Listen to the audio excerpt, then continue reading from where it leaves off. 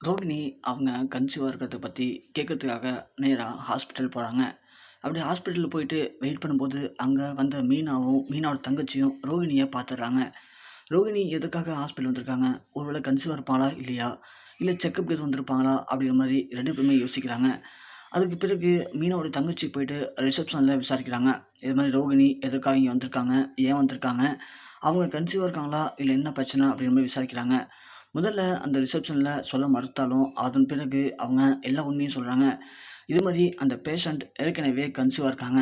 கன்சீவா வந்து குழந்தை பிறந்திருக்கு. இப்போ 2வது பிரெக்னன்சிக்காக டீட்டெயில்ஸ் கேட்க தான் வந்திருக்காங்க அப்படின்னு சொன்ன உடனே, மீனாவும், மீனாவோட தங்கச்சியும் அப்படியே நிலைகுலைஞ்சு ஆடி போயிடுறாங்க. என்னது அவங்களுக்கு ஏற்கனவே திருமணம் ஆயிடுச்சா? அவங்களுக்கு குழந்தை பிறந்திருக்கா? என்ன சொல்றீங்க? அவங்களுக்கு கல்யாணம் ஆகி 1 வருஷம் தானே ஆகுது. அவங்களுக்கு எப்படி 2வது குழந்தை பிறக்க முடியும்? அப்படிங்கிற மாரி கேட்குறாங்க. இல்லங்க, எங்களுக்கு குடுத்துருக்க கன்சியூமர் ரிப்போர்ட் இதுதான். அந்த பேஷண்ட்டுக்கு ஏற்கனவே குழந்தை பொறந்திருக்கு. 7 வருஷம் ஆச்சு.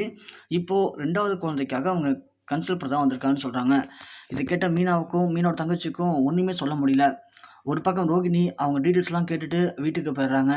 யாருக்கும் தெரியாம இத ரொம்ப சேஃபா பார்த்துக்கிறாங்க. ஆனா மீனாவுக்கு இது மிகப்பெரிய அதிர்ச்சியா இருக்கு. மீனா கிளம்பி உடனே வீட்டுக்கு போறாங்க.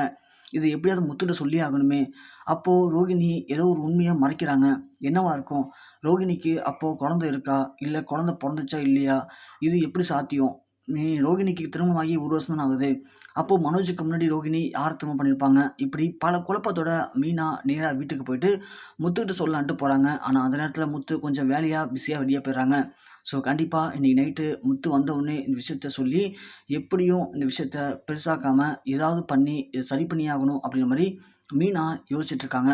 ஸோ கண்டிப்பா ரோகிணியுடைய முதல் லைஃப்ப பத்தின விஷயங்கள் கூடிய விரைவில வெளிய வரப்போது. அப்படி வெளிய வந்துச்சு அப்படின்னா, மனோஜ் என்ன பண்ணுவாருன்னு நினைக்கிறீங்க? உங்களுடைய கருத்து என்ன அப்படிங்கிறத கீழ மறக்காம கமெண்ட் செக்ஷன்ல பதிவு பண்ணுங்க.